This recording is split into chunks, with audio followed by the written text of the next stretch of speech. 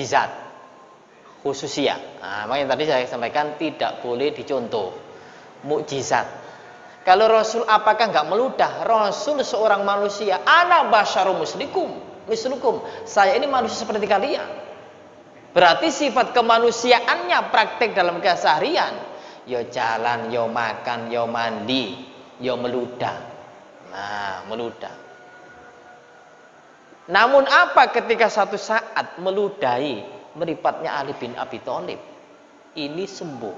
Tidak boleh contoh. Ini adalah khususnya Rasul dan ini jadi mukjizat Rasulullah. Banyak kan ketika cerita mukjizat. Sehingga untuk umpama kita itu memberikan minuman kepada orang lain, kemudian diludahi, tidak boleh. Ludah itu kalau sudah keluar jadi virus. Kalau sudah keluar jadi virus. Makanya jangan meludah sembarangan. Ya. Napa niku wonten hadise. Wonten hadise napa hadise kok. Hadis meludah di masjid itu satu kesalahan. Satu kesalahan. Dan sebagai penutup dari kesalahan itu hendaknya ia bersihkan. Maknanya meludah itu adalah jangan sembarangan. Kalau di masjid hukumnya haram. Kalau di tempat-tempat yang lain pun juga harus memperhatikan kondisi. Di manakah seharus meludah? Makanya Rasulullah memberikan contoh meludah itu karena meludah itu hal-hal yang kotor, hal-hal yang buruk. Nah, hal-hal yang buruk maka dicontohkan Rasulullah sebelah kiri. Seumpami terpaksa posisi sholat betul-betul kecah kecu mawon, mboten saged dipun telan lagi, maka kita boleh terpaksa untuk meludah sebelah kiri. Nah, dulu zaman Nabi masjidnya tidak pakai granit. Nah, sekarang pakai granit diludahi. Kinten-kinten ya leceh. Nah, ini jangan. Nah, alternatifnya di mana? Di saku. Atau kalau memang bawa tisu. Nah, ini boleh kemudian disakui. Nah, ini pun juga melihat kondisi tetap sebelah kiri. Hal-hal yang kotor. Segalanya Rasulullah itu kalau hal-hal yang tidak baik itu dilakukannya dengan cara anggota kiri. Yes. Balik ceritanya. Ketika Ali bin Abi Thalib diludahi kemudian sembuh dan itu tidak dimiliki oleh sahabat, oleh orang-orang setelahnya apalagi kita, jauh ya kebaikannya, maka itu mukjizat dan khususiyah Rasulullah. Lantas Ali bin Abi Thalib sehat, kemudian memimpin pasukan dengan bagian membawa bendera kemerdekaan, kemenangan di pihak kaum muslimin. Di antaranya harta rampasan perang ghanimah. Ketika dibagi ada seorang Dihyah usul kepada Rasul, Rasul berikan saya seorang budak. Nah, maka Rasul silakan, budak yang kau mau milih siapa? Kemudian Dihyah milih Sofiyah binti Huyai. Diambil, di-ACC oleh Rasulullah. Lantas tidak lama ada sahabat yang usul, Rasul, Sofiyah binti Huyai itu orang mulia, orang keturunan dari orang-orang terhormat, tidak pantas untuk beliau, tapi yang pantas untuk paduka.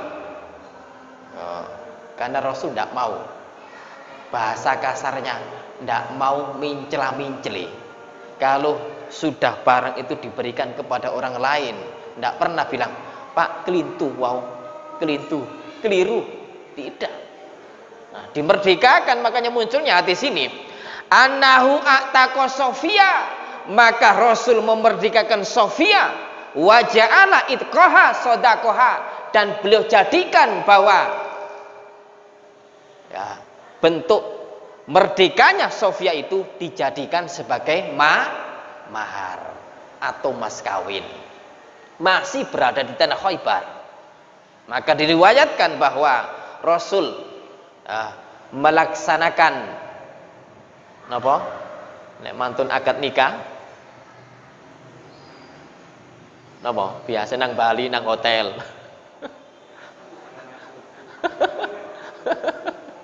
Apal kabeh iki. Bulan madu. Bulan madu di perjalanan. Ya, di perjalanan. Kalau sih ganggu ya. Malah sahabat itu Rasul ketika engkau bulan madu, saya yang akan mengamankan paduka. Diamankan, ditutupi. Mboten-mboten sing iri. Nek saiki ustate bojone apik. Waduh. Iri. Nah, Rasul justru diamankan karena itu merupakan keberkahan dari seorang sahabat ketika berkhidmat terhadap diri Rasulullah sallallahu alaihi wasallam. Banyak para sahabat-sahabat yang berkhidmat, yang menjadi pendamping Rasulullah, yang membantu. Itu pun hasilnya meriwayatkan hadis, hasilnya pun juga banyak yang mendapatkan sebuah keberkahan hidup, ujung-ujungnya nanti diantaranya mendapatkan surganya. Banyak ya, makanya sahabat-sahabat as-sabiqun al-awwalun itu diberikan Rasulullah surga yang tanpa hisab. Tanpa hisab. Ada seorang usul kepada Rasulullah, Rasul, ketika Rasul menawari seorang sahabat, apa yang kau minta kepadaku? Silakan engkau tanya. Silakan kau minta. Maka jawab seorang sahabat tanya-tanya gini, inni urafikuka fil jannah. Rasul, saya pingin untuk menemani nanti bersamamu di surga. Rasul tanya lagi, apakah tidak ada yang lain? Tidak. Itu yang ku mau Rasul. Inni urafikuka fil jannah. Saya pingin menemanimu ketika nanti kami di surga. Maka inilah ketika seorang sahabat minta kepada Rasulullah, yang demikian itu diasisi oleh Rasulullah dan kelak nanti akan masuk surga plus bersama Rasulullah sallallahu alaihi wasallam. Ini bedanya. Kalau seorang sahabat diminta untuk minta sesuatu yang dipikir akhirat. Kalau kita ketika dimintai oleh bos, Pak jenengan nyuwun napa mawon? Wis terserah. Kinten-kinten napa ingkang kita minta? Kula nyuwun griya, kula nyuwun sepeda, kula nyuwun arta. Loh, macam-macam. Niki zaman kita ini yang dipikir adalah dunia. Kalau zaman Rasulullah, kami belum pernah menjumpai hadis yang diminta oleh sahabat itu adalah urusan dunia, kemudian kaya, lantas tidak ingat akhirat. Tapi kalau ada seorang sahabat yang minta, memang ada seorang sahabat yang minta untuk diberikan kekayaan, namun itu pun mereka betul-betul memperhatikan dari kekayaan itu untuk banyak bersedekah, tapi ujung-ujungnya adalah akhirat yang beliau minta atau yang diminta oleh sahabat itu. Nah, ini yang dijadikan mahar adalah bentuk memerdekakan Rasulullah kepada sahabat yang tadi sudah dapat jatah untuk memiliki budak, yaitu dari seorang perempuan Sofiyah binti Huyai, seorang yang cantik, seorang yang dari keturunan yang mulia. Maka memang sahabat sendiri mengusulkan, Rasul ingkang paling cocok niku jenengan. Kemudian diterima oleh Rasulullah SAW, pun juga tetap jalurnya Rasul tidak mentang-mentang, tapi itu pun dengan cara dimerdekakan dulu. Nah, ini mas kawin kepada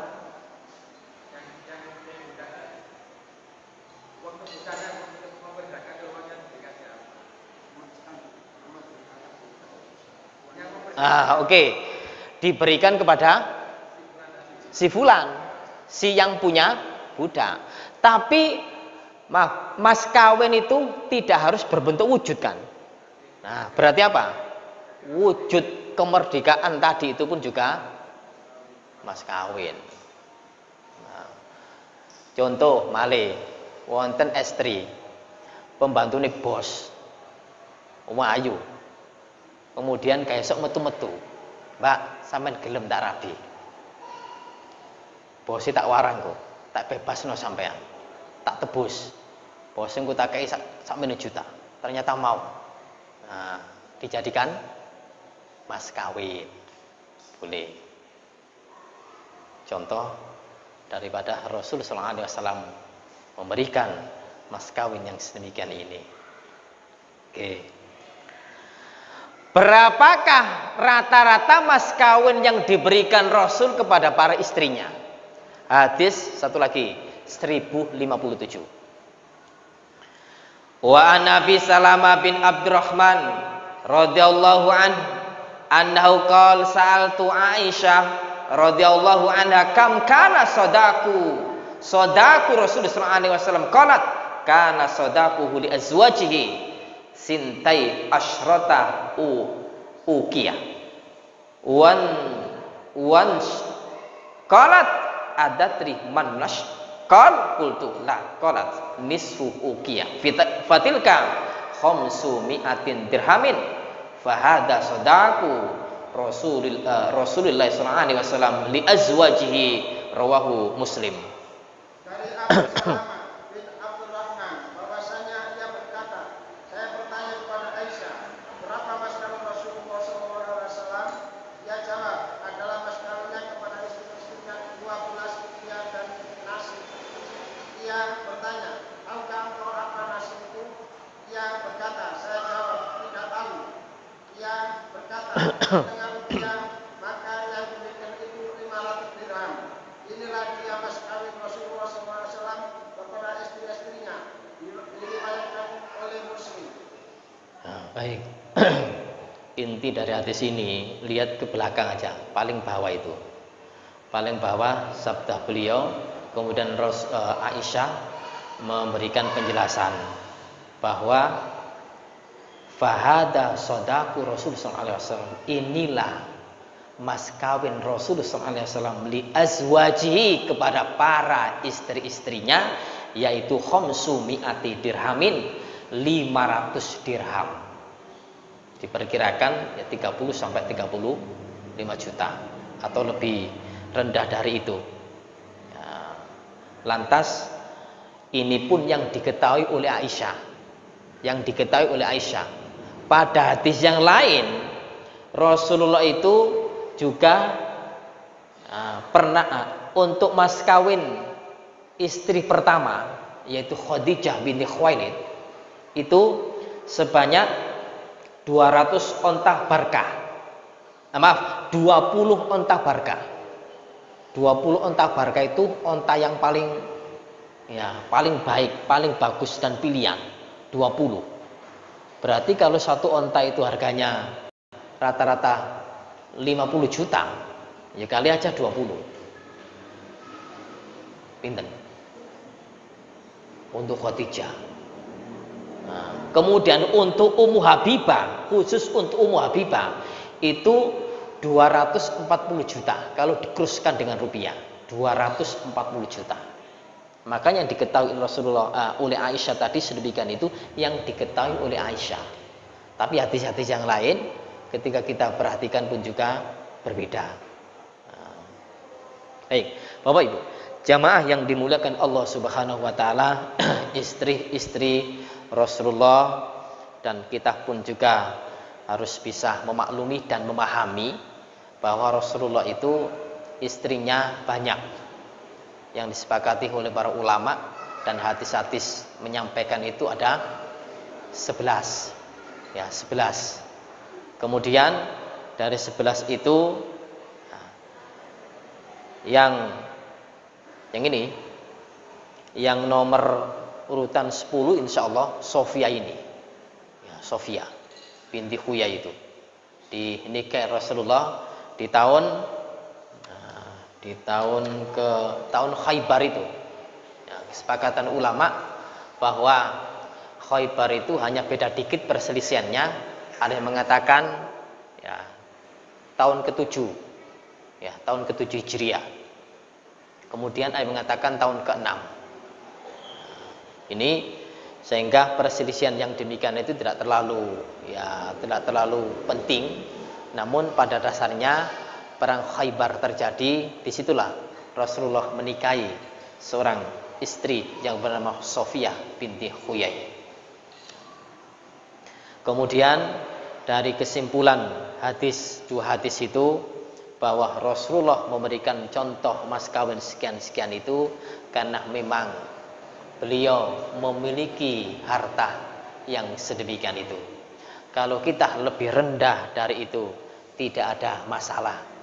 Lebih banyak dari itu pun juga terserah.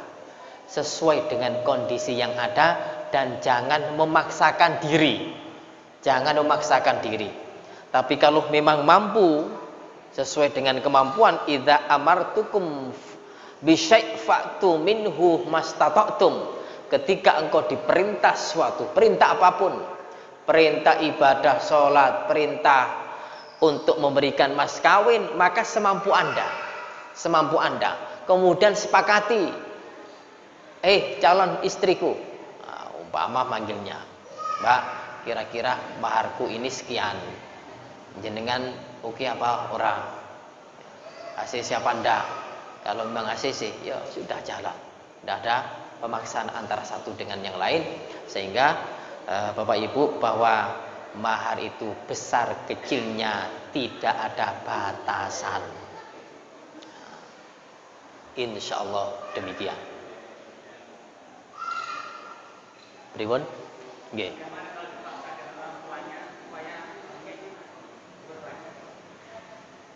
Maharnya diperbanyak. Laki-laki mau.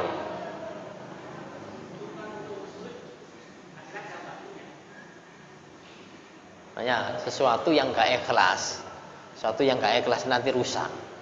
Bukan berarti merusak pernikahan. Karena tadi kan mahar hukumnya wajib, tidak masuk syarat. Kalau masuk syarat lain, nikah dipaksa. Tidak rela, tidak ridho, maka batal. Tapi kalau mahar masuk kategori wajib, seumpama sudah mahar Anda ketika menikahi anakku 200 juta, mampu apa enggak? Nah, mikir. Sehingga tanah pundi-pundi didol. Akhirnya kepeksa. Ya, sah nikahnya. Sah. Nah, cuma nanti pripun dadosi. Dengar-dengar wong tanah entek. Mari rabi. Dunyane habis.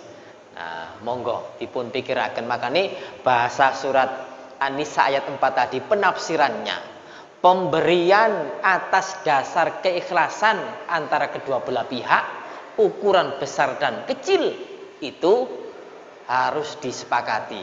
Nek kesepakatan, insyaallah tujuan nikah, wa min ayatihi an khalaqalakum min anfusikum azwaja litaskunu 'alaiha wa ja'ala bainakum mawaddata wa rahmah. Oh, muncul. Mboten bayang. Nggih.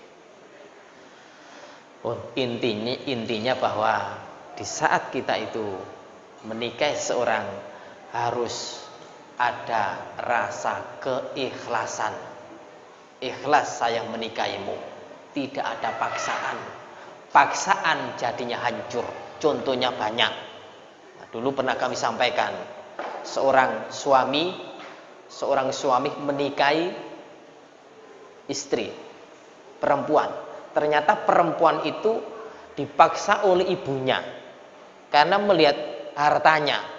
Ketika malam pertama si istrinya bilang, "Mas, terus terang, saya menikahi dan menerima jenengan atas paksaan orang tua saya." Langsung suami bilang, "Hari ini cukup, saya tidak ingin ada paksaan." Langsung bubar. Padahal salon si muni. Malam pertama kan sih melekan kan ya, melekan buyar pun. Nah, akibat daerah Sidoarjo. Dalam bukan sinetron asli ini kok. Nah, tapi yo salonnya tetap jalan. Ya gak kisinan. suaminya pulang. Nah, selesai. Mudah.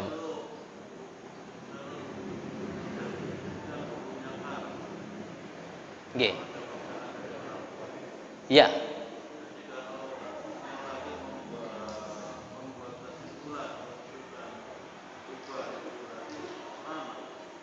Selamat.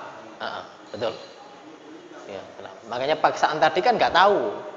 Taunya setelah. Nah, kok mature wau badhe akad nikah. Mas pumpung durung ya. Pumpung durung. Nah, kula terus terang mawon, kula niki dipeksa kalian bapak ibu. Nah, pun. Tapi saya kecewa kan. Apakah mahar boleh diambil? Nah, tadi kan ayat 20 surat Nisa tidak boleh. Karena belum, maka boleh diambil. Nah, nek ngoten boleh diambil.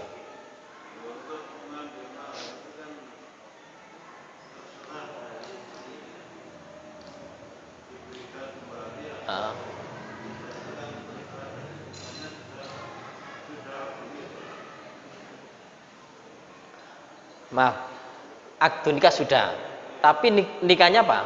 Rusak, haram, batal. Nah, maka sudah batal berarti belum, sudah tidak ada pernikahan lagi. Berarti mahare dipecah lagi. Nah, ngoten. Nggih.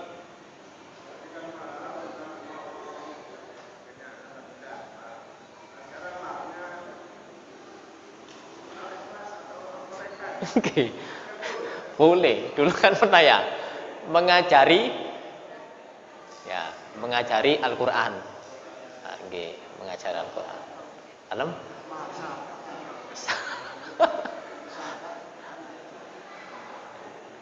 Iya, enggak apa-apa, mengajari.